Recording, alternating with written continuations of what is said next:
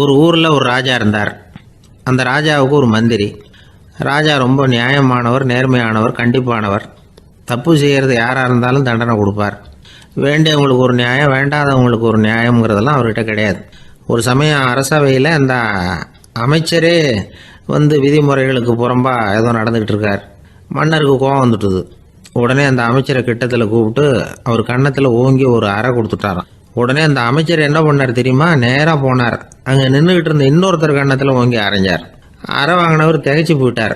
இவர் ஏன் நம்மளை அரைகிறார் அப்படின்னு யோசனை பண்ணார். மன்னரும் திகைச்சு போயிட்டார். நாம இவரை அரைஞ்சா அதுக்காக இவர் போய் இன்னொருத்தர் அரையணுமா அப்படின்னு யோசனை பண்ணார். இவருக்கு என்ன பைத்தியமானு கூட நினைக்க ஆரம்பிச்சுட்டார். ஆனால் என்ன ஆச்சுன்னா, அப்புறம் அமைச்சர் அவர் கவனிச்சுக்கிட்டு இருந்தாரா, அவர் இன்னொருத்தர் அரைஞ்சார் இல்லையா, அந்த அறை வாங்கின ஆசாமியை பார்த்து கத்திக்கிட்டு இருந்தார். யார்? அமைச்சர். ஏன்பா என்கிட்ட அறையை வாங்கிக்கிட்டு இப்படி விவரம் இல்லாமல் நின்றுட்டு இருக்கிறிய, நான் உனக்கு கொடுத்ததை நீ வேற யாருக்கிட்டையாவது கொடுத்துரு அப்படின்னார். உடனே அந்த ஆள் பார்த்தான். தனக்கு அடுத்தபடியாக நின்றுக்கிட்டு இருந்தவனை ஓங்கி ஒரு அறை அரைஞ்சான். அவன் கன்னத்தை தடவிட்டே யோசனை பண்ணான். இது ஏதோ புரிஞ்சுக்கிட்ட மாதிரி அடுத்தாப்புல நின்றுக்கிட்டு இருந்தவனை அரைஞ்சான். இப்படி இந்த அறை மாறி மாறி போய்கிட்டே இருக்குது. ஊர் பூரா பிரயாணம் பண்ண ஆரம்பிச்சுட்டுது. அன்னைக்கு ராத்திரி அந்த ராஜா படுக்கிறதுக்காக போனார். அந்த நேரம் பார்த்து அவர் கன்னத்தில் பலார்னு ஒரு அறை விழுந்தது. நம்மளே அரையிறது யாரு அப்படின்னு அதிர்ச்சியோட மன்னர் திரும்பி பார்க்குறாரு. அரைஞ்சது அவரோட மனைவி. என்னாச்சு உனக்குன்னு கத்துனார் ராஜா. உங்களுக்கு தெரியாதா, ஊர் பூரா ஒருத்தர் மாற்றி ஒருத்தர் மூலமாக இந்த அறை பிரயாணம் பண்ணிட்டு வருது அப்படின்னாங்க அந்த அம்மா. அப்படின்னா ஆரம்பித்த இடத்துக்கே வந்துட்டுதா அப்படின்னாராம் மன்னர். என்ன சொல்கிறீங்கன்னு கேட்டிருக்காங்க. இவர் விவரத்தை சொன்னாராம். அப்படின்னா நீங்கள் ஆரம்பித்து வச்ச இந்த விளையாட்டை நான் முடிச்சு வச்சுட்டேன் அப்படின்னாங்களாம் அந்த அம்மா. மறுநாள் காலை மறுபடியும் அரசவை கூடிச்சு அந்த அமைச்சர் மன்னரை பார்த்து கேட்டார். என்ன மகாராஜா, என்கிட்ட கொடுத்ததை திருப்பி வாங்கிட்டீங்களா அப்படின்னாராம். இப்படி நடக்கும்னு நான் எதிர்பார்க்கவே இல்லைன்னார் மன்னர். ஆனால் நான் எதிர்பார்த்தேன். அது எங்கே போயிட போகுது, ஊர் பூரா சுற்றி கடைசியில் உங்ககிட்ட தான் சேரும் அப்படிங்கிறது எனக்கு தெரியும் அப்படின்னார் அமைச்சர். இந்த கதை வேடிக்கையாக இருந்தால் கூட இதில் உள்ள கருத்து முக்கியமானது. இந்த உலகத்தில் பல கருத்துக்கள் இப்படி தான் மாறி மாறி சுற்றி வந்துக்கிட்டே இருக்குது. நம்மளும் ஒருத்தன் தன்னுடைய நண்பன் ஒருத்தனை கடத்தரில் பார்த்தான். உடனே ஓடி போய் பலார்னு ஒரு அறை கொடுத்தானா. அவன் கன்னத்தை தடவிட்டு ஏன்டா என்ன அரைஞ்சேன்னு கேட்டிருக்கான். நீ ஏன்டா என்ன முட்டாள்னு என் மனைவிட்ட போய் சொன்னேன் அப்படின்ட்டுருக்கான் அவன். உன்னை ஒரு முட்டாள்னு சொன்னதுக்காகவா நீ என்ன அரைஞ்ச அப்படின்னு கேட்டிருக்கான் இவன். டேய், நான் அதுக்காக அறையலப்பா, அது ஒரு பெரிய ரகசியம். நான் முட்டாளுங்கிறது அந்த ரகசியத்தை நீ ஏன் எங்கள் வீட்டில் போய் சொன்னேன், அதுக்காக தான் அரைஞ்சேன் அப்படின்னு நானும் அவன்.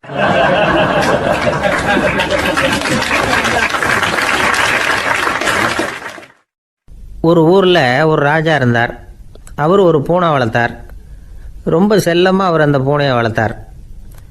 அவர் என்ன பண்ணுவார் தெரியுமா? இரவு நேரத்தில் அந்த பூனையோட தலையில் ஒரு விளக்கை வச்சுருவார். அந்த பூனை ரொம்ப ஜாக்கிரதையாக அந்த விளக்கு கீழே விழுந்துடாமல் பார்த்துக்கும். தலையை ஆட்டாமல் ரொம்ப நிதானமாக ராஜா பின்னாடி நடந்து போய்கிட்டே இருக்கும்.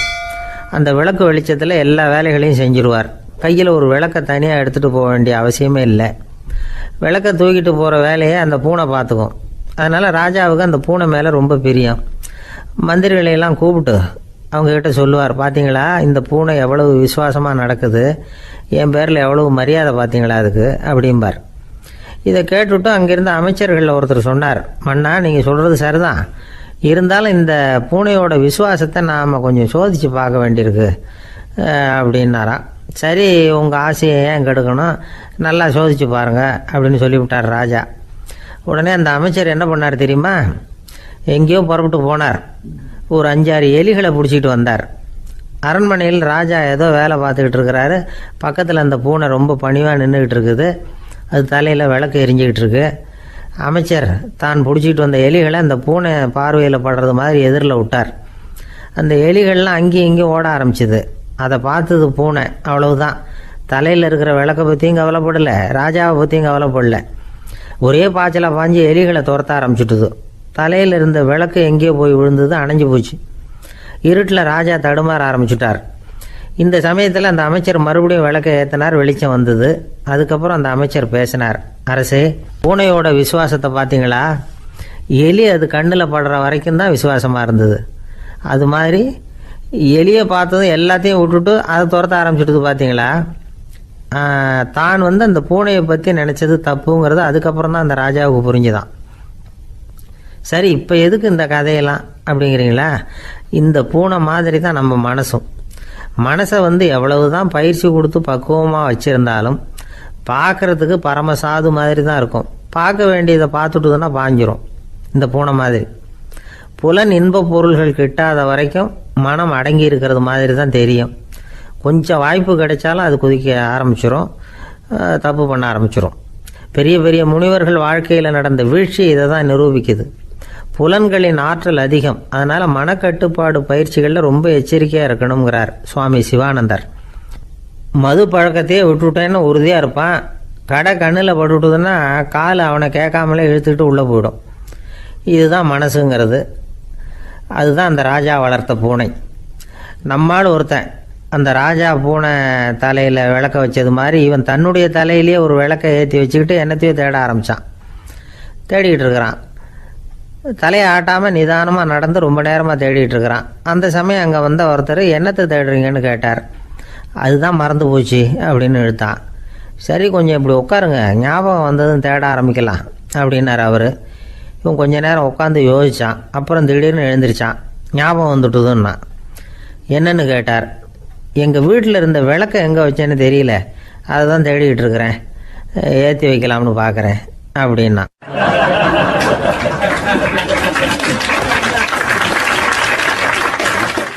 வாழ்க்கையில் சில சந்தர்ப்பங்களில் நாம் சில அவமானங்களை சந்திச்சே தீர வேண்டியிருக்கு. என்ன பண்ணுறது, காலம் அப்படி. அவமானப்படுறவங்க உடனே அடங்கி போய்டுறது தான் உலக வழக்கம். அவமானப்பட்டால் உடனே சீறி எழறவங்களும் உண்டு. ஆனால் அதையே ஒரு சவாலாக எடுத்துக்கிட்டு முன்னுக்கு வர்றவங்களும் சில பேர் இருக்கிறாங்க. அவங்க ரொம்ப அபூர்வம். இன்றைக்கி மனோதத்துவ நிபுணர்கள்லாம் என்ன சொல்கிறாங்க தெரியுமா? அவமானப்பட்டுட்டா உடனே அடங்கி போயிடக்கூடாதான். அதையே ஒரு சவாலாக எடுத்துக்கிட்டு மனசில் ஒரு வைராக்கியத்தோடு முயற்சி பண்ணினா வாழ்க்கையில் எல்லாரும் முன்னேறலாமா. அவமானங்கிறத நாம் வைராக்கியமாக மாற்றிக்கணும். அதுதான் வெற்றிக்கு வழி. ராமர் இந்த பூமியில் பிறந்ததே ஒரு வைராக்கியத்தினால தான் சார் அப்படின்னார் ஒருத்தர். எப்படிங்க அது அப்படின்னு கேட்டேன். அவர் சொன்னார், தசரதருக்கு ராமர் குழந்தையாக பிறக்கணும், அப்போ தான் இங்கே இருக்கிற கஷ்டங்கள்லாம் நீங்கும் அப்படின்னு சர்வ லோகமும் எதிர்பார்த்துக்கிட்டு இருக்குது. ஆனால் அவர் எப்போ பிறப்பார் அப்படின்னு யாருக்கும் தெரியல. அந்த காரியம் சீக்கிரம் நடக்கணுமே, அதுக்கு என்ன பண்ணுறது? நாரதர் வந்தார் ஒரு நாள் தசரதரை தேடி. தசரதா, உனக்கு ஒரு செய்தி தெரியுமான்னு ஆரம்பித்தார். அவர் எப்பவும் இப்படித்தானே ஆரம்பிக்கிறது வழக்கம். என்ன விஷயம்னு கேட்டார் தசரதர். தசரதா, நீ அடிக்கடி உன்னோட தேரில் ஏறிக்கிட்டு தேவலோகத்துக்கு போகிற, அங்கே போகிற வர்ற எல்லாம் பண்ணிகிட்ருக்க, எல்லாம் சரி. தேவலோகத்துலேயும் உன்னை நல்லபடியாக தான் வரவேற்கிறாங்க. தேவேந்திரன் உன்னை பிரியமாக அழைச்சிட்டு போய் தன்னுடைய அரியாசனத்திலேயே தனக்கு பக்கத்திலேயே உட்கார வைக்கிறான். நீயும் சந்தோஷமாக உட்காந்து பேசிவிட்டு வந்துடுற. ஆனால் நீ இங்கே வந்ததுக்கு அப்புறம் அங்கே என்ன நடக்குது தெரியுமா உனக்கு அப்படின்னாரான் நாரதர். என்ன நடக்குது எனக்கு ஒன்றும் தெரியலையே அப்படின்னாரான் தசரதர். நாரதர்கிட்ட கிட்டத்தில் கேட்டிருக்கார், கொஞ்சம் சொல்லுங்கள் என்னது அப்படின்னு. அவர் நெருங்கி வந்தாரான் நாரதரும். மெதுவாக அவர் காதோட காதாக சொன்னாராம். அதாவது நம்ம பாஷையில் சொல்லப்போனால் பற்ற வைக்கிறார். நீ அங்கே தேவேந்திரங்கிட்ட உட்காந்து பேசிவிட்டு வந்த பிறகு நீ அங்கே உட்காந்துருந்த அரியாசனத்தை தண்ணி ஊற்றி கழுவி சுத்தப்படுத்துகிறாங்க. நீ என்ன அந்த அளவுக்கு சுத்தம் இல்லாத ஆளா, தினம் குளிக்காமையாக இருக்கிற அப்படின்னாராம். தசரதருக்கு இது ரொம்ப அவமானமாக போயிட்டுது. அப்படியே செய்கிறாங்க அப்படின்னாராம். ஆமாம், நீ வேணும்னா நான் சொல்கிறது உண்மையாக இல்லையா அப்படின்னு சோதனை பண்ணி பார்த்துக்கோ அப்படின்னாரான் நாரதர். உடனே தசரதர் இதுக்காகவே புறப்பட்டு தேவலோகம் போனார். அங்கே வழக்கம் போலவே இவரை கூப்பிட்டு உட்கார வச்சு பேசிக்கிட்டு இருந்தான் தேவேந்திரன். கொஞ்ச நேரம் பேசிக்கிட்டு இருந்துட்டு சரி நான் கிளம்புறேன்னு புறப்பட்டார். சரி, அவனும் வாசல் வரைக்கும் வழி அனுப்பி வச்சுட்டு உள்ளே போயிட்டான். தசரதர் வெளியில் கொஞ்ச நேரம் மறைஞ்சி இருந்துட்டு மெதுவாக உள்ளே எட்டி பார்த்தார் என்ன நடக்குதுன்னு. நாரதர் சொன்னது உண்மைதான். தசரதர் உட்காந்துருந்த ஆசனத்தை அங்கே 2 தேவர்கள் கழுவி சுத்தப்படுத்திக்கிட்டு இருக்கிறாங்க. தசரதரால் இதை தாங்கிக்க முடியல. அவருக்கு ரொம்ப அவமானமாக போச்சு. நேராக கிடுகிடுன்னு தேவேந்திரங்கிட்டே போனார். நான் உட்காந்துருந்த இருக்கையே சுத்தம் பண்ணுறியே, நான் என்ன அந்த அளவுக்கு பாவியா அப்படின்னு கேட்டார். ரொம்ப கோபமாக கேட்டார். தசரதரே, மனுஷனுக்கு 3 கடன்கள் உண்டு. தேவ கடன், ரிஷி கடன், பித்ரு கடன். இதை தீர்க்காதவன் பாவியாகிறான். இதில் மகனை பெறுவதால் தான் பித்ரு கடன் தீரும். உனக்கு மகன் கிடையாது, அதனால் நீ பாவி ஆகிற. பாவி உட்காந்துருந்த இடம்ங்கிறதுனால அதை சுத்தம் செய்ய வேண்டியது எங்கள் கடமை அப்படின்னு நானும் தேவேந்திரன். இந்த இடத்துல தசரதருக்கு ஏற்பட்ட அவமானம் ஒரு வைராக்கியமாக மாறிச்சு. தேவேந்திரனே கேட்டுக்கோ, ஒரு மகனை பெற்ற பிறகு தான் இந்த சபையில் மறுபடியும் அடி எடுத்து வைப்பேன் அப்படின்னு சொல்லிவிட்டு போயிட்டாரான். போய் புத்திர காமேஷ் யாகம் பண்ணார், புத்திரர்கள் பிறந்தார்கள். இந்த கதையில் உள்ள கருத்து என்னென்னா, தேவேந்திரன் தசரதரை அப்படி அவமானப்படுத்தலைன்னா அவருக்கு இப்படி ஒரு வைராக்கியம் பிறந்திருக்குமா? யோசித்து பார்க்கணும். நமக்கு ஏற்படுகிற சில அவமானங்களையும் வைராக்கியமாக மாற்றிக்குவோம். அப்படி மாற்றிக்கிட்டோம்னா வாழ்க்கையில் முன்னேறலாம். நம்ம ஆளுங்க சில பேர் அவமானத்தை வைராக்கியமாக மாற்றிக்கிறது எப்படி தெரியுமா?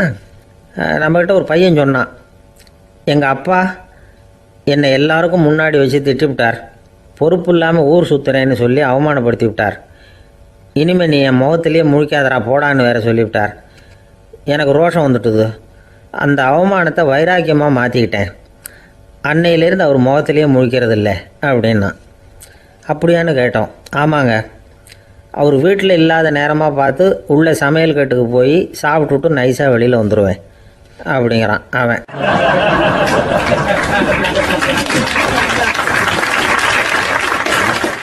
எனக்கு இது மட்டும்தான் சார் தெரியும், இதை தவிர வேறு எதுவும் தெரியாது அப்படின்னு சொல்லிக்கிட்டே காலம் தள்ளுறவங்க ரொம்ப பேர். அவங்கெல்லாம் கஷ்டப்பட வேண்டியிருக்கும். ஒருத்தர் தன்னுடைய தொழிலில் ரொம்ப கெட்டிக்காரராக இருக்கலாம். அதுக்காக எப்பவும் அதே ஞாபகத்தில் இருந்துக்கிட்டு உலகியல் அறிவு இல்லாமல் இருந்துடக்கூடாது, அது ஆபத்து. இதுக்காக நம்ம தாத்தா பாட்டிலாம் ஒரு கதை சொல்லுவாங்களே, கேள்விப்பட்டிருக்கீங்களா? ஒரு சமயம் ஒரு 4 பேர் சேர்ந்து வெளியூருக்கு பிரயாணம் போனாங்களாம். அந்த 4 பேர் எப்படி தெரியுமா? ஒருத்தர் வேதாந்தி, இன்னொருத்தர் சங்கீத வித்வான், 3வது ஆள் வைத்தியர், 4வது ஆள் ஜோசியர். இவங்க 4 பேரும் நண்பர்கள்.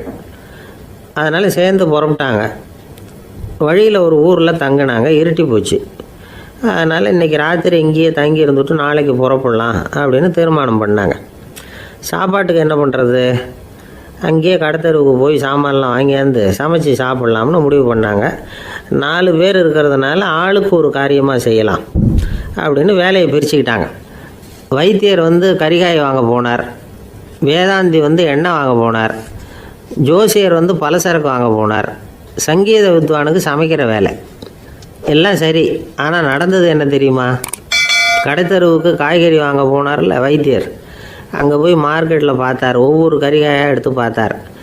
இது பித்தம், உடம்புக்கு ஒத்துக்காது, இது வாயு, உடம்புக்கு ஒத்துக்காது அப்படின்னு ஒவ்வொன்றா தள்ளினார். கடைசியில் ஒன்றுமே தேரல, வெறுங்கையோடு திரும்பி வந்துக்கிட்டு இருக்கிறார். எண்ணெய் வாங்க போனார் வேதாந்தி, அவர் ஒரு தொன்னையில் எண்ணெயை வாங்கினார். பேசாமல் அதை எடுத்துகிட்டு வர வேண்டியது தானே, முடியல. அவருடைய வேதாந்த மூளை சிந்திக்க ஆரம்பிச்சுட்டுது. இந்த தொன்னைக்கு எண்ணெய் ஆதாரமா அல்லது எண்ணெய்க்கு தொன்னை ஆதாரமா அப்படிங்கிற ஆராய்ச்சியில் இறங்கினார். என்னாச்சு தெரியுமா? அப்படி கவுத்து பார்த்தார். வாங்கின எண்ணெய் பூராவையும் வழியில் கொட்டிவிட்டு வெறும் தொன்னையோடு சேர்ந்தார். பலசரக்கு வாங்க போனார் ஜோசியர், அவர் ஒரு வழியில் பார்த்தாரு. வழியில் வந்தவங்களெல்லாம் அங்கங்கே ஒரு மரத்தடியில் உட்கார வச்சு அவங்களுக்கெல்லாம் ஆர்வம் சொல்ல ஆரம்பிச்சிட்டார். அப்படி ஒவ்வொருத்தராக சொல்லி முடிச்சுட்டு கடத்தருக்கு போய் சேர்ந்தார். இவர் அங்கே போய் சேர்றதுக்குள்ளே ரொம்ப நேரம் ஆகிட்டுது. கடையெல்லாம் பூட்டி விட்டு போயிட்டாங்க. என்ன செய்கிறது? அவரும் வெறுங்கையோடு திரும்பி சேர்ந்தார். சரி, இவங்க கதை தான் இப்படி ஆச்சு. அங்கே சமைக்கிறதுக்காக உட்காந்துருந்தார் சங்கீத வித்வான், அவர் கதை என்னாச்சு தெரியுமா? அங்கே அவர் அடுப்பை பற்ற வச்சு ஒலையை கொதிக்க வச்சார். அதாவது ஒரு பானையில் தண்ணியை ஊற்றி அடுப்பில் வச்சார். அது கொதிக்க ஆரம்பிச்சிது. தண்ணி கொதிக்கிற சத்தம் இருக்குதுல்ல, அது இவருக்கு தாளம் போடுறது மாதிரி இருந்தது. ஒரே குஷி, பாட ஆரம்பிச்சிட்டார். பாடிக்கிட்டே உற்சாகமாக கையில் இருந்த கரண்டியால் அந்த பானையில் தட்டினார், தாளம் போடுறதா நினச்சிக்கிட்டு. அவ்வளவுதான், பானை பட்டுன்னு உடஞ்சி போச்சு. தலையில் கையை வச்சுக்கிட்டு அவரும் உட்காந்துட்டார். எந்த தொழில் தெரிஞ்சாலும் சரி, அதை புத்திசாலித்தனமாக பயன்படுத்த தெரியலன்னா ஆபத்து தான். அதுக்காக தான் இந்த கதை. ஒரு பஸ்ஸு டிரைவர் ரொம்ப கெட்டிக்காரர். பஸ்ஸை ரொம்ப திறமையாக ஆபத்து இல்லாமல் ஓட்டினதுக்காக பரிசுலாம் வாங்கினவர். அவரே ஒரு படகு ஓட்டுறதுக்காக அழைச்சிட்டு போயிருக்கிறாங்க, மோட்டார் படகு. அதையும் ரொம்ப திறமையாக தான் ஓட்டிகிட்டு போயிருக்கிறாரு. நடுக்கடலில் போனதும் படகு நின்று போச்சு. மோட்டாரில் ஏதோ கோளாறு. என்ன செய்யலாம் அப்படின்னு அந்த டிரைவரை கேட்டிருக்கிறாங்க படகுல இருந்தவங்கெல்லாம். அப்போ அவர் சொன்னாராம், கவலைப்படாதீங்க, ஒன்றும் பிரச்சனை இல்லை, எல்லோரும் கொஞ்சம் கீழே இறங்கி பின்னாடி தள்ளுங்க, மோட்டார் ஸ்டார்ட் ஆகிடும் அப்படின்னாராம்.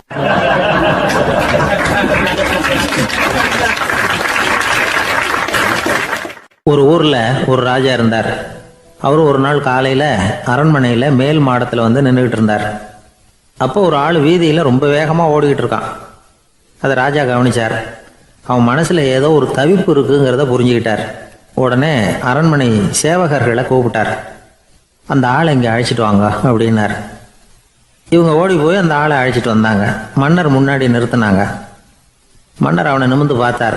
எதுக்காக இவ்வளவு வேகமாக ஓடிக்கிட்டு இருக்கிற அப்படின்னு கேட்டார்.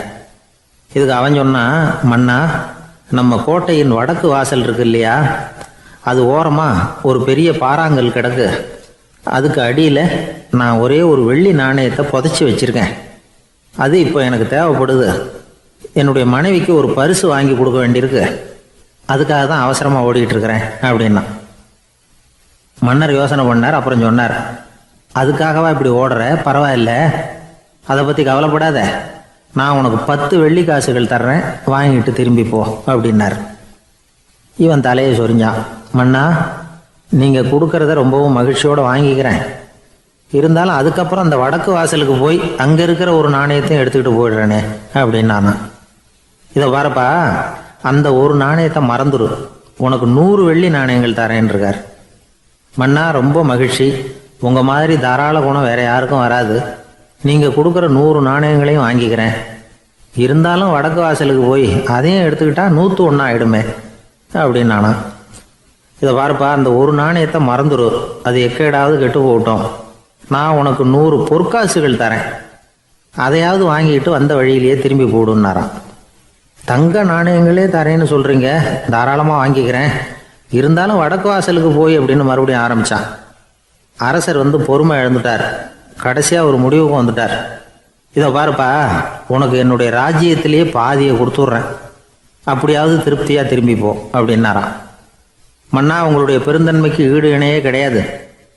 தேசத்திலேயே பாதி பிரித்து கொடுக்குறேன்னு சொல்கிறீங்க. அதனால் உங்ககிட்ட ஒரு சின்ன வேண்டுகோள் அப்படின்னானா. சொல்லுன்னாராம் மன்னர் ஆர்வமாக. இவன் மெதுவாக ஆரம்பித்தான்.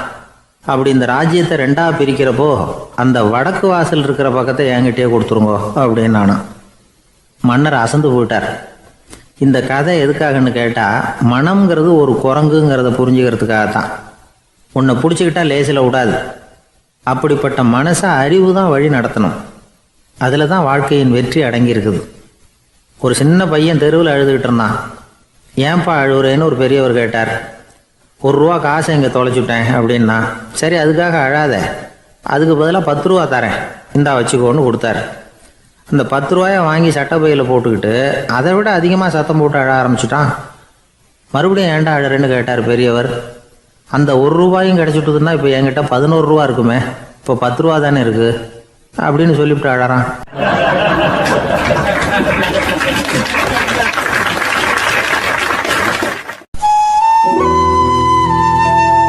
வெளிநாட்டுக்கு போகணும்னு ஆசை. ஆனால் அவனுக்கு எந்த மொழியும் தெரியாது. இருந்தாலும் சமாளிச்சுக்கலாம்னு முடிவு பண்ணிட்டு கிளம்பிட்டான். ஏதோ ஒரு தேசத்துக்கு போய் சேர்ந்தான். அங்கே அவனுக்கு யாரையும் தெரியாது. அவங்க என்ன மொழியில் பேசிக்கிறாங்க அப்படிங்கிறது கூட புரியல. என்ன பண்ணுறதுன்னு யோசனை பண்ணிட்டு ஒரு இடத்துல நின்றுக்கிட்டு இருக்கிறான். எதிர ஒரு பெரிய கட்டடம். நிறைய பேர் உள்ளே போயிட்டு இருக்கிறாங்க. இவனும் அவங்க பின்னாடியே உள்ளே போனான். ஒரு பெரிய அறை, அலங்காரம்லாம் பண்ணி வச்சிருக்கிறாங்க. நிறைய பேர் சாப்பிட்றதுக்காக உட்காந்துருக்குறாங்க. இவனுக்கு நல்ல பசி, அதனால் இவனும் உட்காந்தான். சாப்பாடு போட்டாங்க, சாப்பிட்டான். அன்பான உபசரிப்பு. இவன் மனசுக்குள்ளே நினச்சிக்கிட்டான், இது ஏதோ அரசருடைய அரண்மனை மாதிரி தெரியுது. இன்னைக்கு ஏதோ விருந்து நடக்குது, நல்ல வேளை நம்ம பசியும் தீர்ந்தது அப்படின்னு நினச்சிக்கிட்டே நிமிர்ந்து பார்க்குறான். சாப்பாடு பரிமாறினவன் எதிரில் ரொம்ப பணிவோட முதுக வளைச்சி வணக்கம் தெரிவித்தான். இவனும் எழுந்திரிச்சு நின்று முதுக வளைச்சி வணக்கம் தெரிவித்தான். ரொம்ப நன்றின்னா. அவன் ஒரு சீட்டை இவன் கையில் கொடுத்தான். இவன் அதை வாங்கி பார்க்குறான். என்ன எழுதியிருக்குன்னு ஒன்றும் புரியல. சரி, இந்த நாட்டில் தங்களுடைய நன்றியை சீட்டில் எழுதி தான் கொடுப்பாங்க போல இருக்கு அப்படின்னு நினச்சிக்கிட்டு மறுபடியும் நன்றின்னா. ஆனால் அவன் காசை கொடுங்கன்னா. ஏன்னா அது ஒரு ஹோட்டல், இவன் சாப்பிட்டதுக்கான பில் அது. இவன் அதை புரிஞ்சிக்கவே இல்லை. நன்றின்னு அந்த சீட்டில் எழுதி கொடுக்குறாங்க போல இருக்கு அப்படின்னு நினச்சிக்கிட்டு அதை வாங்கி சட்டை பையில் பத்திரமா வச்சுக்கிட்டு, பரவாயில்லைங்க, ரொம்ப மகிழ்ச்சின்னா. ஒரு வெளிநாட்டுக்காரனுக்கு இவ்வளவு தூரம் மரியாதை பண்ணுறீங்களே, எங்கள் ஊருக்கு போனதும் உங்களை பற்றி நிறைய சொல்லுவேன் அப்படின்னா. இவன் என்ன சொல்கிறான்னு அவனுக்கு புரியல. இவனை பிடிச்சி அழைச்சிட்டு போய் முதலாளி முன்னாடி நிறுத்தினான். நாம் சொன்னதில் இவனுக்கு ரொம்ப பெருமையாக இருக்கணும் போல இருக்கு, அதுதான் பெரிய இடத்துக்கு அழைச்சிட்டு வந்திருக்கிறான் அப்படின்னு இவன் நினச்சிக்கிறான். அவரும் பில்லுக்கான பணத்தை கொடுங்கிறாரு. பரவாயில்லைங்க, ரொம்ப மகிழ்ச்சி, நன்றிங்கிறான் இவன். அவரு பார்த்தார், இவனை நீதிமன்றத்துக்கு அனுப்பி வச்சுட்டார். இவன் என்ன நினச்சிக்கிட்டான், நம்மளை இந்த ஊர் ராஜா முன்னாடியே அழைச்சிக்கிட்டு வந்து நிறுத்தி இருக்கிறாங்க போல இருக்கு, என்ன ஒரு பெருந்தன்மை அப்படின்னு நினச்சிக்கிறான். நீதிபதி சொன்னார், சாப்பிட்டதுக்கான பணத்தை கொடுத்துரு, இல்லைன்னா அதுக்கான தண்டனையை அனுபவிக்க வேண்டி இருக்கும்னார். ராஜாவே நமக்கு நன்றி சொல்கிறாரு போல இருக்கு அப்படின்னு நினச்சிக்கிறான் இவன். என் மகிழ்ச்சிக்கு எல்லையே இல்லைங்க அப்படின்னா. அவர் பார்த்தார், இவனுக்கு தண்டனை கொடுக்க வேண்டியது தான் அப்படின்னு முடிவு பண்ணார். உடனே தீர்ப்பு எழுதினார். இவனை கழுதையில் பின்புறமாக உட்கார வைங்க, இவன் ஒரு மோசடிக்காரன் அப்படின்னு ஒரு போர்டு எழுதி அவன் கழுத்தில் மாட்டுங்க, அப்புறம் அந்த கழுதையை ஊர் பூரா விரட்டுங்க அப்படின்னார். இவனுக்கு தான் மொழி புரியலையே, ஏதோ நடக்குது அப்படிங்கிறது மட்டும் புரியுது. எல்லாரும் சேர்ந்து இவனை ஒரு கழுதை மேலே உட்கார வச்சாங்க. ஓஹோ, நம்மளை பாராட்டி ஒரு ஊர்வலம் நடத்துகிறாங்க போல இருக்கு அப்படின்னு நினச்சிக்கிறான் இவன். எல்லாரும் சத்தம் போட்டுக்கிட்டே கையை தட்டிக்கிட்டு கழுதை பின்னாடி ஓடி வர்றாங்க. இவனுக்கு ரொம்ப உற்சாகமாக இருக்குது. எல்லாருக்கும் கை கூப்பி வணக்கம் சொல்லிக்கிட்டே போகிறான். கூட்டத்தில் திடீர்னு ஒரு தெரிஞ்ச முகம் தெரியுது. அவனுடைய தேசத்தை சேர்ந்த ஒரு ஆள் அவன். அவனை பார்த்ததும் இவனுக்கு ரொம்ப உற்சாகம். நம்ம ஊருக்கு போனதும் இங்கே நமக்கு கிடைச்ச மரியாதையெல்லாம் உண்மைதான்னு சொல்கிறதுக்கு ஒரு சாட்சியும் கிடைச்சிட்டுது அப்படின்னு நினச்சிக்கிறான். அவனை பார்த்து கத்தனான், நல்லா பார்த்துக்க, இந்த ஊர் மக்கள் எனக்கு எப்படிப்பட்ட வரவேற்பு கொடுக்குறாங்கங்கிறத நல்லா கவனிச்சுக்கோ அப்படிங்கிறான். அவனுக்கு அவமானமாக போட்டுது. தலையை குனிஞ்சிக்கிட்டே நழுவி போயிட்டான். இவன் பார்த்தான், அவன் தலை தெரியல. ஆகா, அவனுக்கு நம்ம மேலே பொறாமை போல இருக்கு, அதனால தான் காணாமல் போயிட்டான் அப்படின்னு நினச்சிக்கிறான். இப்படி ஒரு வேடிக்கை கதையை பெரியவங்க சொல்கிறது உண்டு. கதை வேடிக்கையாக இருந்தாலும் இதில் உள்ள கருத்து என்ன தெரியுமா? அந்த கழுதை மேலே உட்காந்துருக்கிறானே, அது மாதிரி தான் நாமளும் அகங்காரங்கிற கழுதை மேலே உட்காந்துக்கிட்டு இருக்கோமா. நாமளும் கிட்டத்தட்ட அதே மாதிரி பிரம்மையில் தான் இருக்கிறோமா. என்ன நடக்குதுங்கிறதே புரியறதில்ல. அகங்காரத்தில் பேசுகிறவனுக்கும் சித்த சுவாதீனம் இல்லாமல் பேசுகிறவனுக்கும் அதிக வித்தியாசம் இருக்கிறதில்ல. அது மாதிரி ஒருத்தன் தன்னுடைய வீட்டை சுற்றி சேற்றை வாரி இறைச்சிக்கிட்டு இருந்தானா. அந்த வழியாக வந்த ஒரு பெரியவர் அதை பார்த்துருக்கார். என்னப்பா பண்ணிகிட்டு இருக்கிற அப்படின்னு கேட்டாரான். கழுதைகளை விரட்டிக்கிட்டு இருக்கிறேன் அப்படின்னானா. இங்கே கழுதைகளே காணுமே அப்படின்னாரான் அவர். அதுதான் ஏற்கனவே விரட்டி விட்டனே அப்படின்னானா இவன்.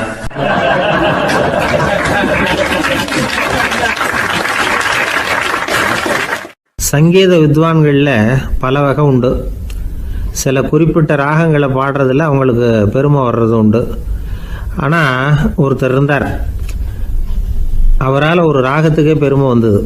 அந்த ராகத்தை அவர் வாசித்து கேட்கணும் அப்படின்னு சொல்லுவாங்க. அது என்ன ராகம்னா தோடி ராகம். சரி, அந்த வித்வான் யாருன்னா அவர் தான் திருவாவடுதுறை ராஜரத்னம் பிள்ளை. பேராசிரியர் கல்கி ஒரு சமயம் தம்முடைய பத்திரிகையில் எழுதினாராம். அதை அப்படியே படிக்கிறேன் கேளுங்களேன். ஆகா, ஸ்ரீ ராஜரத்னம் பிள்ளையின் தோடி ஆலாபனையை முதலில் கேட்டபோது அவருடைய கற்பனையை விட்டு தள்ளுங்கள். நம்முடைய மனதில் என்னென்ன இன்பமயமான கற்பனைகள் எல்லாம் உதித்தன.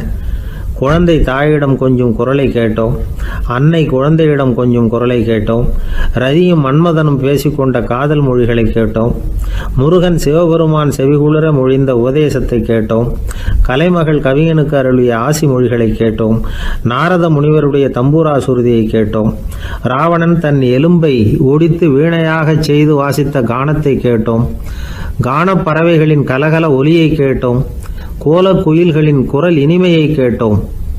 இப்படிலாம் பேராசிரியர் கல்கி விமர்சனம் எழுதியிருக்கிறார். திருவாவடுதுறை ராஜரத்னம் பிள்ளை அவர்களுடைய வாசிப்பை கேட்டுட்டு டிஎன் ராஜரத்னம் பிள்ளை இறந்து போனார். அப்போ கவிஞர் கண்ணதாசன் எழுதினார், செவியனில் ஓடி எங்கள் சிந்தையில் ஓடி இந்த புவியெல்லாம் ஓடி நின்பார் பொங்கிய தோடி வேறிங்கு எவரிடம் போகும் ஐய இனி அதை காப்பார் யாவர் அவிந்தனின் சடலத்தோடே அவிந்தது தோடிதானும் அப்படின்னு எழுதினாராம். அந்த அளவுக்கு அவருடைய தோடியை ரசித்தவர்கள் உண்டு. அதே மாதிரி தோடின்னா என்னன்னு தெரியாமலே அவரை ரசித்தவங்களும் அந்த காலத்தில் உண்டு. அதாவது ஒரு பெரிய சபையில் இவர் வாசிச்சுக்கிட்டு இருக்கிறார். பாதியில் ஒரு பெரிய மனுஷன் உள்ளே வந்தார்.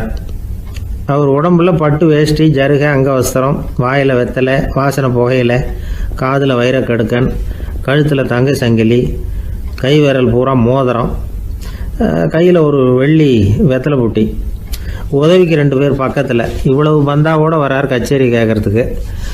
இப்படி வந்தவர் முதல் வரிசையில் வந்து உக்காந்தார். வித்வான் வாசித்து முடித்ததும் இவர் அவரை பார்த்து, ஐயா, நீங்கள் தோடி வாசிக்கிறதுல ரொம்ப கெட்டிக்காரர்னு கேள்விப்பட்டிருக்கேன், அதை கேட்கறதுக்காக தான் மெனக்கிட்டு வந்திருக்கிறேன், அதை வாசிங்களேன் அப்படின்னாராம் இந்த பெரியவர்.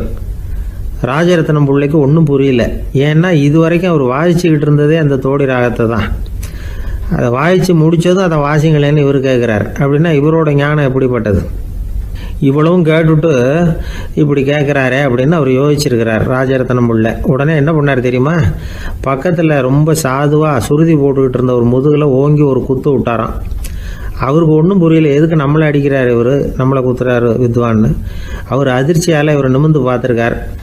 அப்போ ராஜரத்னம் பிள்ளை சொன்னாராம், ஏய்யா, ஐயா பெரிய மனுஷன், என்னுடைய பரம ரசிகர், தோடி ராகம் கேட்கணுங்கிறதுக்காக இவ்வளோ தூரம் வந்திருக்கிறார், வந்து வரிசையில் உட்காந்துருக்கார். நீ இந்த சமயம் பார்த்து தோடி ராகம் வாசிக்கிற நாதஸ்வரத்தை வீட்டில் வச்சுட்டு வந்துட்டியே, இப்போ ஐயாவுக்காக அந்த ராகத்தை நான் எப்படி வாசிக்கிறது அப்படின்னு சொல்லிவிட்டு மறுபடியும் முதுகில் ஒரு அடி கொடுத்தாராம். அடி வாங்கினவருக்கே சிரிப்பு அடக்க முடியலையா.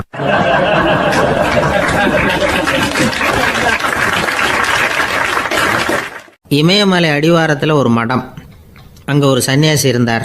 அவர்கிட்ட ஒருத்தர் வந்தார். சுவாமி, ஆசையை உதற நினைக்கிறேன், முடியல, ஒட்டிக்கிட்டே வருது அப்படின்னாராம். இப்படி உட்கார, ஒரு கதை சொல்கிறேன் அப்படின்னு சொல்லி அவர் சொல்ல ஆரம்பித்தாராம். அவர் சொன்ன கதை என்னென்னா, ஒரு ஊரில் ஒரு ஆள் இருந்தான். அவன் பேர் குப்புசாமி. அவங்ககிட்ட எப்பவும் ஒரு பழைய தொப்பி இருக்கும், விடவே மாட்டான். அதனால் அவனை எல்லோரும் தொப்பி சாமி அப்படின்னு தான் கூப்பிடுறது வழக்கம். ஒரு புது தொப்பி வாங்கிக்கப்படாதாப்பா அப்படின்னு நண்பர்கள்லாம் சொல்லி பார்த்தாங்க. பணத்துக்கு எங்கே போவேன் அப்படின்னு விட்டானா. பணம் வச்சுருக்கான், செலவு பண்ண மனசு வரல, மகா கஞ்சன். பழைய பாட்டில்கள்லாம் வாங்கி விற்றுக்கிட்டு இருந்தான்.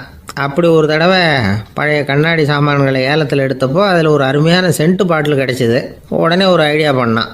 அந்த சென்ட்டை வந்து சின்ன சின்ன பாட்டில்களில் அடைச்சி ஜன்னல் ஓரமாக அடுக்கி வச்சுட்டான். அதை விற்றா நிறைய பணம் கிடைக்குமே, அதனால். இதுக்கு இடையில் ஒரு நாள் அவன் வந்து அப்படியே உட்காந்துருந்தான். அந்த நேரம் நண்பன் வந்தான். ஏண்டா, உன் பழைய தொப்பியை மாற்றப்படாதா, ஊரில் எல்லோரும் கேலி பேசுகிறாங்களே ஒன்று தொப்பி சாமின்னு அப்படின்னு சொல்லி கேட்டிருக்கான். இந்த சென்ட்டு பாட்டில் விற்றதும் பணம் வரும், அதுக்கப்புறம் பார்க்கலாம் அப்படின்னு நானா இவன். சரி வா, நீச்சல் குளத்துக்கு போயிட்டு வருவோம் அப்படின்னு கூப்பிட்ருக்கான் நண்பன். 2 பேரும் போனாங்க. அதே நேரம் அந்த ஊர் நீதிபதியும் அங்கே குளிக்க வந்தாராம். அவர்கிட்ட இருந்தது விலை வசந்த ஒரு புது தொப்பி. அதை அங்கே இருந்த ஸ்டாண்டில் மாட்டிவிட்டு குளிக்க போனார். இதுக்கிடையில் குப்புசாமி குளிச்சுட்டு வந்தான். அவனுடைய பழைய தொப்பியை காணலை. அந்த புது தொப்பியை பார்த்தா இது நண்பனுடைய வேலை தான் அப்படிங்கிறதாக புரிஞ்சுக்கிட்டு அதை எடுத்து மாட்டிகிட்டு வந்துட்டான். நீதிபதி குளிச்சுட்டு வந்து பார்க்குறாரு, தொப்பியை காணும். போலீஸில் புகார் கொடுத்தார். அவங்க வந்து தேடினாங்க. ஒரு மூலையில் பழைய தொப்பி கிடச்சிது. அடடா, இது நம்ம குப்புசாமியோட தொப்பி இல்லையா அப்படின்னு நானா ஒருத்தன். உடனே அவன் வீட்டுக்கு தேடிட்டு போயிருக்காங்க. அங்கே போய் பார்த்தா புது தொப்பி அங்கே இருக்குது. உடனே அவனுக்கு 1000 ரூபா அபராதம் போட்டாங்களாம். அவன் பணத்தை கட்டிவிட்டு ரொம்ப எரிச்சலோடு வீட்டுக்கு வந்தான். பழைய தொப்பி கண்ணில் பட்டது. மறுபடியும், உன்னால் தானே எனக்கு 1000 ரூபா நஷ்டம் அப்படின்னு சொல்லி அதை எடுத்துக்கிட்டு அப்படி போயிருக்கான். அந்த ஊர் குளத்தில் வீசி எரிஞ்சிட்டு வந்துட்டான். அது மீன் பிடிக்கிற ஒருத்தன் கையில் சிக்கிச்சு. அவன் வர்ற வழியில் அதை எடுத்து வேகமாக வீசி எறிஞ்சான். அது நேராக குப்புசாமி வீட்டு ஜன்னல் வழியாக உள்ளே வந்து இந்த சென்ட்டு பாட்டில்கள் மேலே விழுந்து எல்லாம் உடஞ்சி நொறுங்கி போச்சு. குப்புசாமி பார்த்தான். தோட்டத்தில் ஆழமாக ஒரு குழியை வெட்டினான். அந்த தொப்பியை போட்டான், மூடிவிட்டான். இதை அடுத்த வீட்டுக்காரன் பார்த்தான். ஏதோ புதையல் தான் வச்சுருக்கான் போல இருக்குன்னு நினச்சான். போலீஸில் போய் புகார் கொடுத்துட்டான். மறுபடியும் போலீஸ் குழியை தோண்டினாங்க. பழைய தொப்பி மறுபடியும் வெளியில் வந்தது. எல்லோரும் சிரிக்கிறாங்க. அன்னைக்கு ராத்திரியே அந்த தொப்பியை எடுத்துக்கிட்டு நேராக புறப்பட்டான். ஒரு கல்லில் அதை சேர்த்து கட்டி குடிநீர் தொட்டி இருக்கும்ல, அதில் போட்டுட்டு வந்துட்டான். இனிமேல் என்ன பண்ணும் பார்ப்போன்னு. ஒரு நாள் திடீர்னு குழாயெல்லாம் அடைப்பட்டு போச்சு. மாநகராட்சி அலுவலர்கள் வந்து என்னன்னு பார்த்தா அந்த பழைய தொப்பி குழாயை அடைச்சிக்கிட்டு இருக்குது. இது குப்புசாமியோட தொப்பிங்கிறது தான் எல்லாருக்கும் தெரியுமே. உடனே குடிநீரை வந்து பாழாக்கணத்துக்காக குப்புசாமிக்கு கோர்ட்டு 2500 ரூபா அபராதம் போட்டுவிட்டுது. அதையும் கட்டிவிட்டு வெளில வந்தான். கடைசியாக முடிவு பண்ணான். ஒரு நெருப்பு குச்சியை கிழிச்சான். தொப்பியை கொளுத்தினான். எரிஞ்சுது. எடுத்து வெளில எரிஞ்சான். கொஞ்ச நேரத்தில் தீ அணைப்பு படம் வந்துட்டுது. ஆமாம், இவன் எடுத்து எரிஞ்சது வெளியில் விழுந்து வீட்டு ஊரையே பற்றிக்கிட்டு எரிய ஆரம்பிச்சுட்டுது. அவனோட பணத்தாசையும் அதோடு சேர்ந்து எரிஞ்சு போச்சான். இப்படி ஒரு கதை. இந்த கதையை சொல்லி முடித்தார் அந்த இமயமலை அடிவாரத்தில் இருந்த சன்னியாசி. இப்போ அந்த குப்புசாமி எங்கே இருக்கிறான்னு கேட்டார் எதிரில் இருந்தவர். இதோ உன் எதிரிலே இருக்கிறான், நான் தான் அந்த குப்புசாமி அப்படின்னாரான் அந்த சன்னியாசி. அந்த குப்புசாமி கிட்ட இருந்தது மாதிரி ஒரு பழைய தொப்பி நம்ம ஒவ்வொருத்தர்கிட்டையும் உண்டு. அதை எப்படி தொலைக்கிறதுன்னு தெரியாமல் தடுமாறிக்கிட்டு இருக்கிறோம். அது என்ன தொப்பிங்கிறீங்களா? அதுதான் நம்மை சூழ்ந்திருக்கிற மாயை அப்படிங்கிறார் சுவாமி சின்மயானந்தர். மெய்ஞானம் கிடைக்கிறப்போ மாயை எரிஞ்சு போகும் அப்படிங்கிறது அவருடைய கருத்து. நம்மால் ஒருத்தர் வேகமாக ஓடி வந்தார். காலில் மாட்டியிருந்த பழைய செருப்பு ரெண்டையும் ஆவேசமாக தூக்கி ஒரு கிணத்துல போட்டுட்டு வெறுங்காலோடு நடந்து வந்துக்கிட்டு இருக்கிறார். ஏன் அப்படி பண்ணீங்க அப்படின்னு கேட்டோம். அந்த செருப்புக்கு சொந்தக்காரன் பின்னாடி வந்துக்கிட்டு இருக்கிறான், அதனால் அப்படி பண்ணேன் அப்படிங்கிறார் இவர்.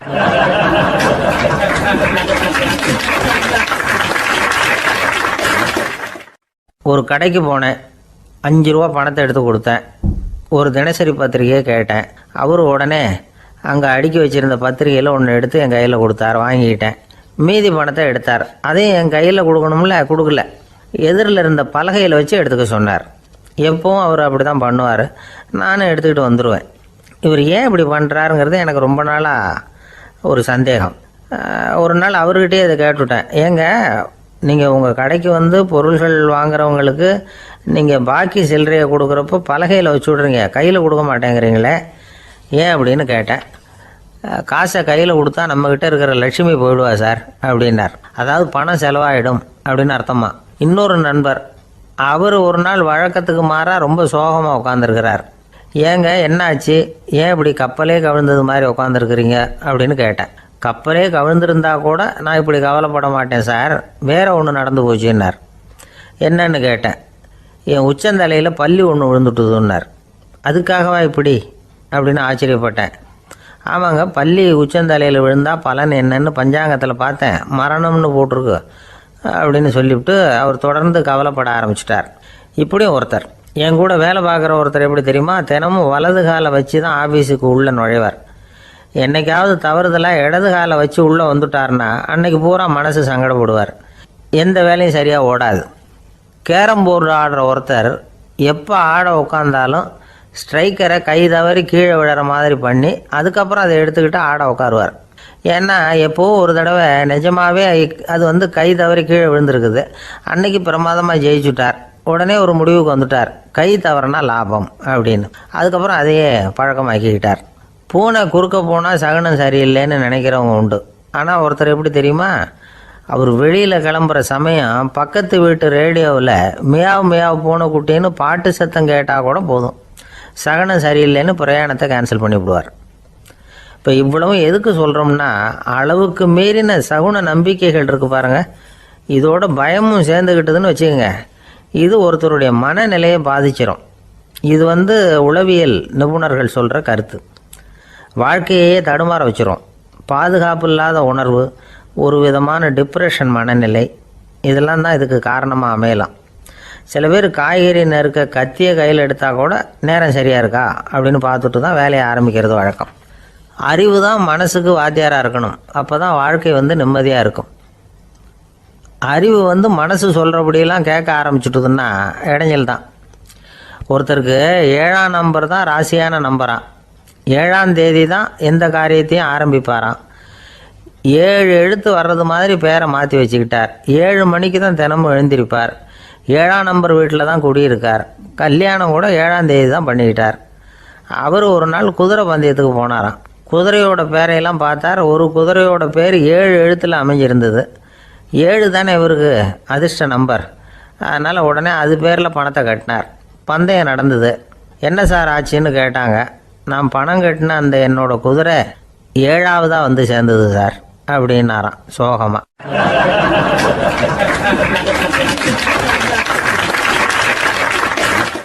இந்த உலகத்தில் நாம் நல்லபடியாக இருக்கணும்னா அதுக்கு முக்கியமாக தேவைப்படுறது 2.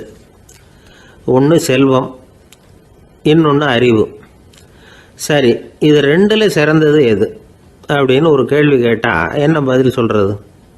இதே கேள்வியை ஹஸ்ரத் அலி அவர்கள்கிட்ட கேட்டாங்களாம். அவர் ஒரு பெரிய அறிஞர். கேள்வி கேட்டவங்களும் சாதாரண ஆட்கள் இல்லை, இவங்களும் அறிஞர்கள். ஒரு நாள் ஹஸ்ரத் அலி அவர்கள்கிட்ட 10 அறிஞர்கள் வந்தாங்களாம். ஐயா, நாங்கள் 10 பேரும் உங்ககிட்ட ஒரே கேள்வியை தான் கேட்க வந்திருக்கிறோம்.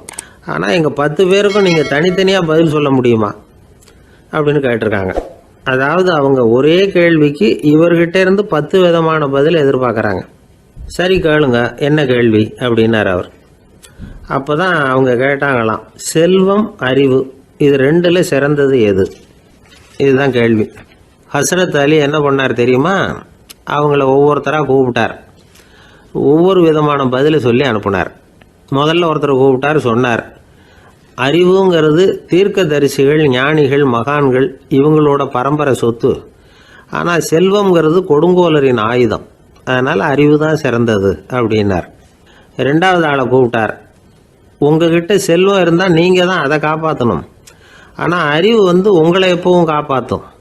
ஆகவே அறிவு தான் சிறந்தது அப்படின்னார். மூணாவது ஆளை கூப்பிட்டார். செல்வந்தனுக்கு எப்போதும் விரோதிகள் அதிகம், ஆனால் அறிஞனுக்கு நண்பர்கள் அதிகம். அதனால் அறிவு தான் சிறந்ததுன்னார். அடுத்தவரை கூப்பிட்டார். செல்வம் அடுத்தவங்களுக்கு கொடுக்க கொடுக்க குறையும், ஆனால் கல்விங்கிறது அதிகரிச்சுக்கிட்டே வரும், கொடுக்கறதுனால குறையாது. அதனால் அறிவு தான் சிறந்ததுன்னார். இன்னொருத்தரை கூப்பிட்டார். அறிவுள்ளவன் எப்பவும் அதை அடுத்தவங்களுக்கு வாரி வழங்கிக்கிட்டே இருப்பான். அதனால் அவங்ககிட்ட தாராளத்தன்மை இருக்கும். ஆனால் செல்வந்தன்கிட்ட கஞ்சத்தனம் தான் இருக்கும். அதனால் அறிவு தான் சிறந்ததுன்னார். ஆறாவது நபரை கூப்பிட்டார். செல்வத்தை கள்வர்கள் திருடிட்டு போக முடியும், ஆனால் அறிவை அப்படி திருடிட்டு போக முடியாது அப்படின்னார். ஏழாவது நபரை கூப்பிட்டார். செல்வம் கால ஓட்டத்தில் அழிஞ்சிரும், ஆனால் அறிவை கால ஓட்டம் ஒன்றும் பண்ண முடியாது. ஆகவே அறிவே சிறந்ததுன்னார். எட்டாவது ஆளை கூப்பிட்டு சொன்னார், செல்வத்துக்கு எப்பவும் எல்லை உண்டு, நிறை உண்டு, அளவு உண்டு, கணக்கு உண்டு. ஆனால் அறிவுக்கு அப்படிப்பட்ட எல்லை எதுவும் கிடையாது. அதனால் அதுதான் சிறந்ததுன்னார். அடுத்தவனை கூப்பிட்டார். செல்வம் உள்ளத்தில் உள்ள ஒளியை போக்கிவிடும், இருட்டை உண்டாக்கிவிடும், விரிந்த மனப்பான்மையை குறுகலாக்கிவிடும். ஆனால் அறிவு அப்படி இல்லை, இருண்ட உள்ளத்தில் ஒளியை பாய்ச்சி அதை விசாலப்படுத்துது. அதுதான் சிறந்ததுன்னார். கடைசியாக 10வது நபரை கூப்பிட்டார். செல்வம் மனசில் செருக்கை உண்டாக்குது, ஆணவத்தை ஏற்படுத்துது. அதனால் நானே கடவுள்னு நினைக்கிற அளவுக்கு மனுஷனை தாழ்த்தி விடுது. ஆனால் அறிவு பணிவையும் பண்பாட்டையும் வளர்க்குது. அதனால் அறிவு தான் சிறந்ததுன்னார்.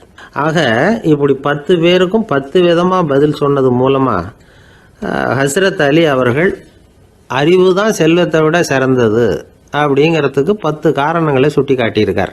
அந்த அறிஞர் 10 பேர் கேட்ட ஒரே கேள்விக்கு 10 பதில் சொன்னார். நமக்கு வேண்டிய ஒருத்தர் 10 பேர் கேட்ட கேள்விக்கு ஒரே பதில் சொல்லி சமாளித்தார். கேள்வி என்ன தெரியுமா? என்கிட்ட வாங்கின கடனை எப்போயா திருப்பி கொடுக்க போகிற? இதுதான் அந்த 10 பேரும் கேட்ட ஒரே கேள்வி. இந்த மாதம் 26ஆம் தேதி தந்துடுறேன் அப்படிங்கிற ஒரே பதில் சொல்லி அவ்வளவு பேரையும் இவர் அனுப்பி வச்சுட்டாராம்.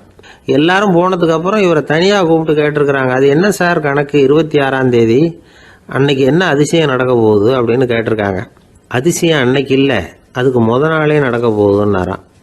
விவரமாக சொல்லுங்கன்னு இருக்காங்க. வேற ஒன்றும் இல்லைங்க, 26ஆம் தேதி தானே எல்லாரையும் வர சொல்லியிருக்கிறேன், அதுக்கு நாளே நான் புறப்பட்டு தலைமறைவாயிட போகிறேன் அப்படின்னாராம், ரொம்ப பெருமையாக.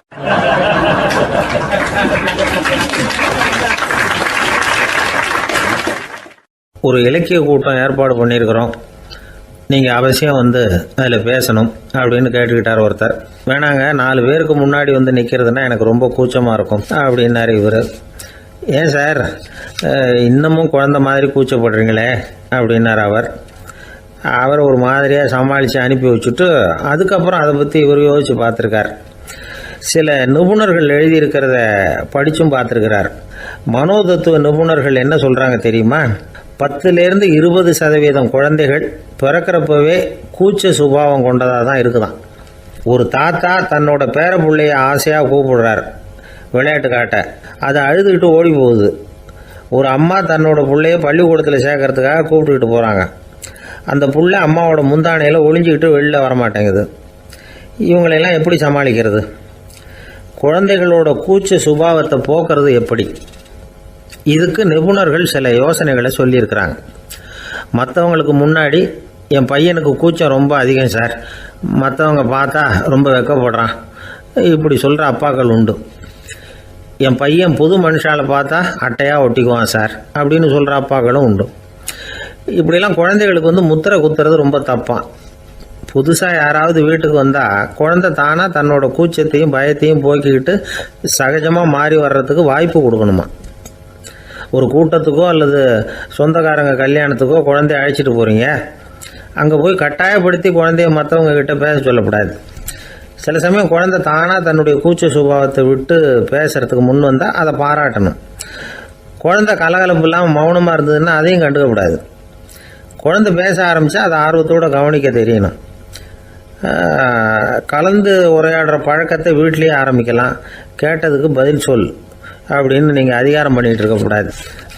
அது குழந்தைக்கு பேசுகிற சந்தர்ப்பத்தை குறைச்சிருமா. இப்போ நாம் அதிகாரம் பண்ணால் கேலி செய்கிற பழக்கம் குழந்தைகளை ரொம்ப பாதிச்சிருமா.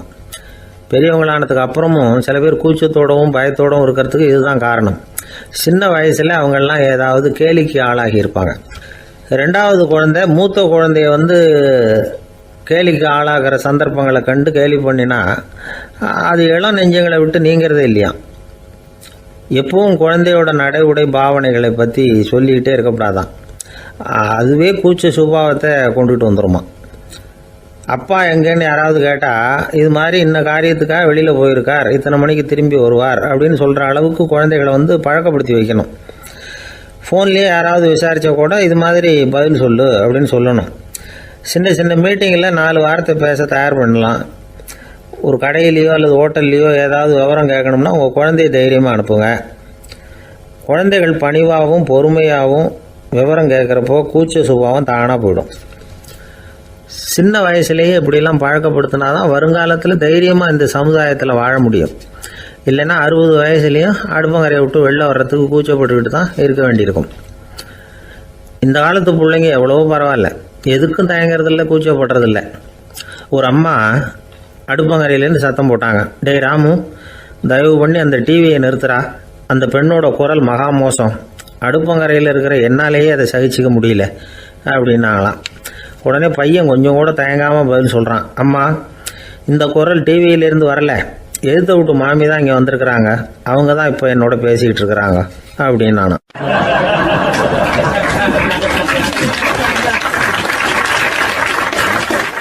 வங்க நாவலாசிரியர் சரத் சந்திரர் ஒரு நண்பர் அவர்கிட்ட வந்தார்.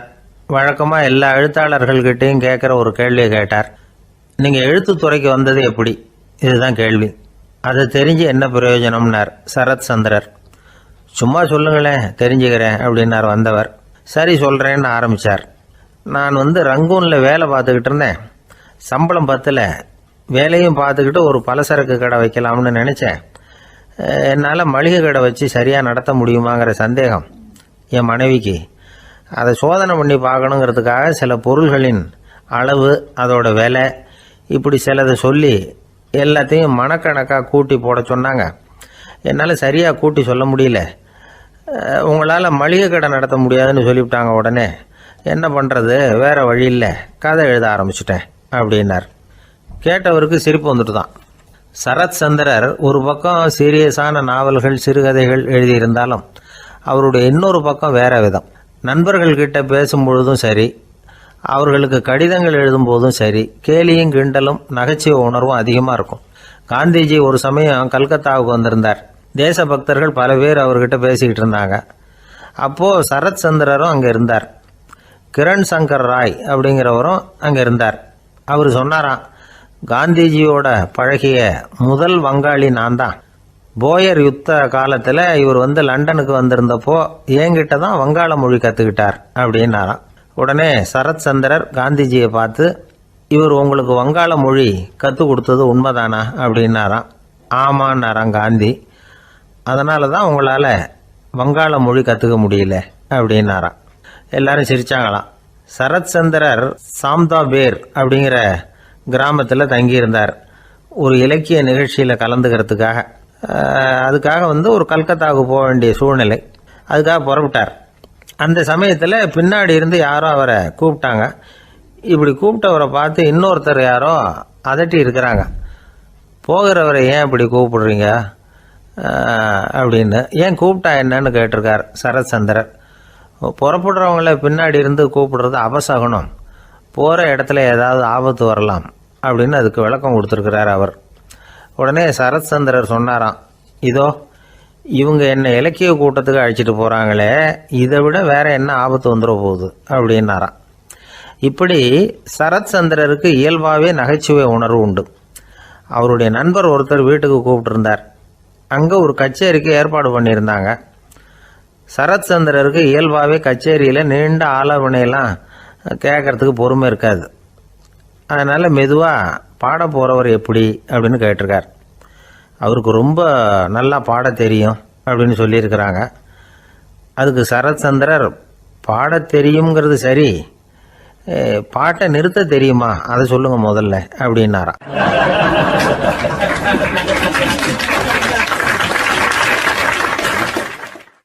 ஒரு பெரியவர் உட்கார்ந்துருக்கிறார். அவரை சுற்றி அவருடைய தோழர்கள் உட்காந்துருக்கிறாங்க. ஏதோ ஒரு முக்கியமான செய்தியை அவர் அவங்களுக்கு சொல்லிகிட்டு இருக்கிறார். அவங்களும் ஆர்வமாக கேட்டுக்கிட்டு இருக்கிறாங்க. இந்த சமயத்தில் யாரோ ஒரு ஆள் வேகமாக அங்கே வர்றார். வர்ற வேகத்திலேயே எனக்கு ஏதாவது உதவி செய்யுங்க அப்படின்னு கேட்டுக்கிட்டே வர்றார். கேட்கறது உதவி, ஆனால் குரல் மிரட்டுறது மாதிரி இருக்குது, அதட்டி கேட்கறது மாதிரி இருக்குது. இதை கேட்டதும் அந்த பெரியவர் ஆத்திரப்படலை, ஆனால் அவரை சுற்றி இருந்தவங்க ஆத்திரப்பட்டாங்க. இதை பெரியவர் கவனித்தார். கொஞ்சம் அமைதியாக இருங்கன்னார். வந்தவரை கூப்பிட்டார். அவருக்கு சில பொருள்களை கொடுத்தார். என்னங்க இப்போ உங்களுக்கு மகிழ்ச்சி தானே அப்படின்னார். அப்படின்னு அலட்சியமாக அவர் சொல்கிறார். நான் உங்களை நல்ல முறையில் நடத்தினேன்னா அப்படின்னு கேட்குறாரு அவர் மறுபடியும். அதெல்லாம் ஒன்றும் இல்லை அப்படின்னு சொல்லி அவர் சொல்லிகிட்டு இருக்கிறாரு. குரலில் கடுமை குறையில. சுற்றி இருந்தவங்களால இதை பொறுத்துக்க முடியல. கோபத்தோடு அவரை நோக்கி நெருங்க ஆரம்பித்தாங்க. பெரியவர் அவங்களையெல்லாம் தடுத்து நிறுத்தினார். வந்தவரை வாங்க என்னோட அப்படின்னு சொல்லி அழைச்சிட்டு போனார். வீட்டுக்கு போனார். அங்கே போனதும் இன்னும் சில பொருள்களை எடுத்து அவர்கிட்ட கொடுத்தார். இப்போ திருப்தி தானே, நான் உங்ககிட்ட நல்ல முறையில் நடந்துக்கிட்டேனா அப்படின்னார். அவர் முகம் இப்போ தான் கொஞ்சம் மலர்ந்தது. ரொம்ப நன்றி, இறைவன் உங்கள் குடும்பத்துக்கு எல்லா நன்மைகளையும் செய்வான் அப்படின்னு சொன்னார். இதே வார்த்தைகளை என்னுடைய தோழர்கள்கிட்டே சொல்லிட்டீங்கன்னா அவங்க கோபம் தணிஞ்சிரும், வர முடியுமான்னார். கண்டிப்பாக வர்றேன் அப்படின்னாரு. மறுநாள் காலையில் அந்த இடத்துக்கு வந்தார். அதே மாதிரி சொல்லிவிட்டு அவர் போயிட்டார். தோழர்கள்லாம் ரொம்ப வியப்போடு பெரியவரை பார்த்தாங்க. அந்த பெரியவர் தான் நபிகள் நாயகம். அவர் சொன்னார், ஒருத்தன் ரொம்ப ஆசையாக ஒரு ஒட்டகத்தை வளர்த்துக்கிட்டு வந்தான். ஒரு நாள் அந்த ஒட்டகம் கயத்தை அறுத்துக்கிட்டு ஓடி போயிட்டுது. அக்கம் பக்கத்தில் இருக்கிறவங்கெல்லாம் அந்த ஒட்டகத்தை பிடிக்கிறதுக்கு முயற்சி பண்ணாங்க. அதை துரத்திக்கிட்டு ஓடினாங்க. ஒட்டகம் தாறுமாறாக ஓட ஆரம்பிச்சிது. இந்த சமயத்தில் ஒட்டகத்தை வளர்த்தவன் அங்கே ஓடி வந்தான். நீங்கள் அதை ஒன்றும் செய்ய வேணாம், விட்டுருங்க, அதோட சுபாவம் எனக்கு நல்லா தெரியும், அதை சுலபமாக என்னோடய வழிக்கு கொண்டுட்டு வந்துட முடியும், நான் பார்த்துக்கிறேன், விட்டுருங்க அப்படின்னா. எல்லாரும் விலைக்கு போயிட்டாங்க. இவன் என்ன செஞ்சான் தெரியுமா? கொஞ்சம் புல்லை கையில் எடுத்துக்கிட்டு அந்த ஒட்டகத்தை நெருங்கினான். அவ்வளவுதான். அது ஓடி இவன் காலடியில் உட்காந்துக்கிட்டது. செல்லமாக அதை அப்படியே தடவி கொடுத்தான். முதுகில் ஏறி உட்காந்துக்கிட்டான். அது பாட்டுக்கு சாதுவாக நடந்து போகுது. இந்த கதையை நபிகள் நாயகம் தம்முடைய தோழர்களுக்கு சொல்கிறார். ஒட்டகத்தை மட்டும் இல்லை, சில மனிதர்களையும் கூட சில விதத்தில் அணுகி தான் அவர்களை சீர்திருத்த வேண்டியிருக்குது அப்படிங்கிறத அவங்களுக்கு உணர்த்தினார். இது ஒரு அழகான உளவியல் அணுகுமுறை. சில குடும்ப தலைவர்கள் கூட இந்த ஒட்டகம் மாதிரி நடந்துக்கிறது உண்டு, அப்புறம் அணங்கி போகிறதும் உண்டு. ஒரு குடும்ப தலைவர் காலையில் எழுந்திரிச்சதுலேருந்து சத்தம் போட்டு கத்திக்கிட்டு இருப்பார். பக்கத்தில் இருந்தவங்கலாம் ஓடி போய் சமாதானம் பண்ணி பார்த்தாங்க. அவர் ஓயறது மாதிரி தெரியல. கடைசியில் அவர் மனைவி வந்தாங்க.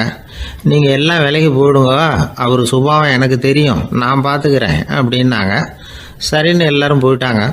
சாயந்தரமாக பார்க்குறாங்க, அவர் சத்தம் இல்லாமல் ஒரு மூலையில் உட்காந்துருக்கிறார். ரொம்ப சாதுவா. ஆச்சரியமாக இருந்தது. என்னம்மா பண்ணீங்கன்னு கேட்டாங்க. அது ஒன்றும் இல்லைங்க, ஒரு வேளை சாப்பாட்டை நிறுத்தினேன், பட்னி போட்டேன், அவ்வளவுதான் அப்படின்னாங்க அந்த அம்மா.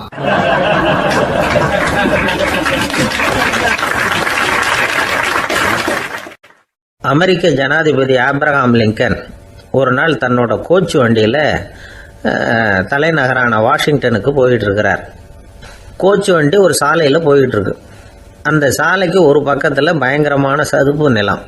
சதுப்பு நிலம்னா அது புதைகுழி, புதை மணல்ங்கிறோம்ல, அது மாதிரி. அந்த சதுப்பு நிலத்தில் யாராவது மாட்டிக்கிட்டா அவ்வளோதான், ஆளை கொஞ்சம் கொஞ்சமாக உள்ளே அமுக்கிவிடும். தப்பிச்சு கரையிறது கஷ்டம். அப்படிப்பட்ட நிலம் அது. ஆப்ரஹாம் லிங்கன் ஏதோ ஒரு முக்கியமான அரசாங்க வேலையாக போயிட்டு திரும்பி வந்துக்கிட்டு இருக்கிறார். அதனால் அந்த சமயத்தில் அவர் விலை வசந்த ஆடைகளை அணிஞ்சிருக்கிறார். அப்படி அவர் அந்த கோச்சு வண்டியில் வந்துக்கிட்டு இருக்கிறாரு. அந்த சமயத்தில் ஒரு காட்சி அவர் கண்ணில் போட்டுவிட்டது. என்ன தெரியுமா? ரோட்டுக்கு பக்கத்தில் இருந்த சதுப்பு நிலத்தில் ஒரு இளம் பன்றி குட்டி சிக்கிக்கிட்டு தவிச்சிக்கிட்டு இருக்குது. பரிதாபமாக கத்திக்கிட்டு இருக்குது. அதை பார்த்தார் லிங்கன். அவருக்கு என்னவும் மாதிரி ஆயிட்டுது. உடனே வண்டியை நிறுத்த சொன்னார். கீழே இறங்கினார். தன்னோட விலை வசந்த ஆடைகளை பற்றி லட்சியம் பண்ணவே இல்லை. தனக்கே ஆபத்து வரலாம்ங்கிறத பற்றியும் கவலைப்படலை. தான் ஒரு குடியரசுத் தலைவருங்கிறத பற்றியும் அவர் நினச்சி பார்க்கல. நேராக அந்த சதுப்பு நிலம் பக்கமாக போனார். அந்த சேத்துல இறங்கி பன்றிக்குட்டியை காப்பாற்றி கரைக்கு கொண்டுட்டு வந்து சேர்த்துட்டார். அதுக்கப்புறம் நிம்மதியாக கோச்சு வண்டியில் ஏறி வெள்ள மாளிகைக்கு வந்து சேர்ந்தார். ட்ரெஸ்ஸு உடம்பு பூரா சேரு சகதி. பார்க்குறவங்களுக்கெல்லாம் ஆச்சரியமாக போச்சு. அவங்களுக்கு ஒன்றும் புரியல. இவர் நேராக ட்ரெஸ்ஸு மாற்றிக்கிறதுக்காக போனார். கோச்சு வண்டி ஓட்டிகிட்டு வந்தவங்கிட்ட போய் எல்லாரும் கேட்டாங்க என்ன ஆச்சு அப்படின்னு. அவர் வர்ற வழியில் நடந்த விவரத்தை சொன்னார். ஆபிரகாம் லிங்கனுடைய இந்த இறக்க குணத்தை எல்லாரும் பாராட்டினாங்களாம், புகழ்ந்தாங்களாம். ஆனால் இதுக்கு லிங்கன் என்ன பதில் சொன்னார் தெரியுமா? தயவு பண்ணி இந்த புகழ்ச்சியான பேச்சையெல்லாம் ஒதுக்குங்க, அதெல்லாம் வேணாம். அந்த சின்ன பிராணி சகதியில் மாட்டிக்கிட்டு துடிச்சிக்கிட்டு இருந்தது. அதை பார்த்தேன்.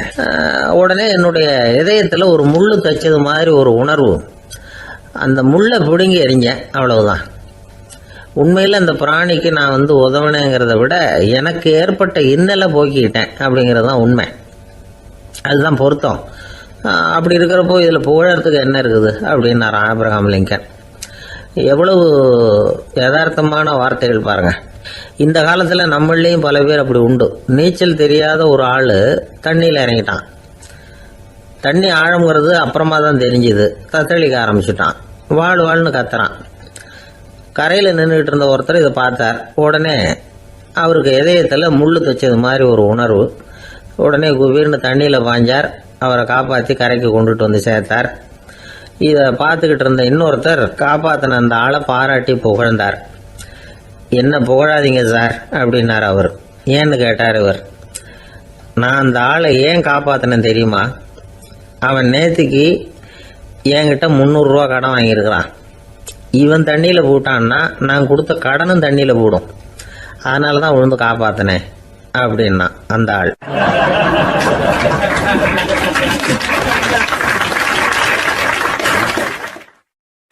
ஒருத்தர் இருக்கார்.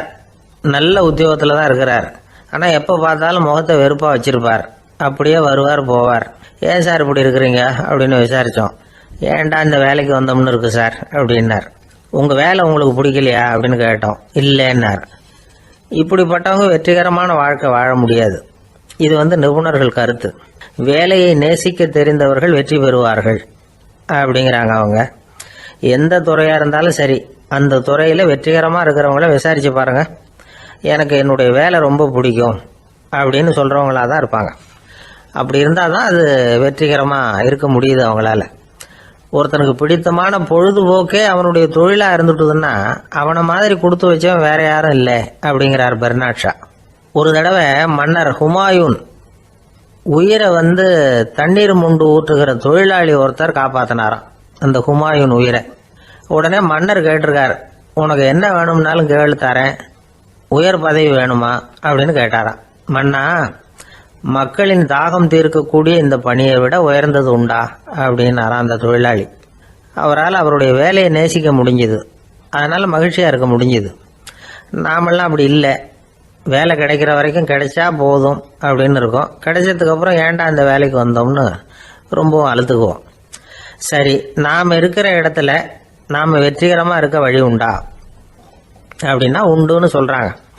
அதாவது மன இயல் நிபுணர்கள் இருக்கிறாங்க இல்லையா, அவங்க அதுக்கு முக்கியமாக 6 வழிகள் சொல்கிறாங்க. நீங்கள் ஒரு அலுவலகத்தில் வேலை பார்க்குறவரா அப்படின்னா இதை கேளுங்க. அதாவது உங்கள் மேலதிகாரி எதிர்பார்ப்புக்கு தகுந்த மாதிரி உங்கள் வேலை இருக்குதா? அப்படி இல்லைன்னா முதல்ல உங்கள் வேலையின் தரம் உயரணும்.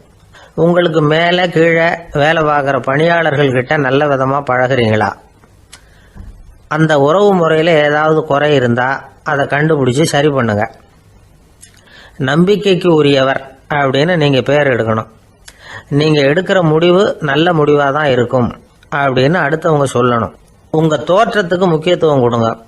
இது மனம் உடல் ரெண்டும் சம்மந்தப்பட்டது.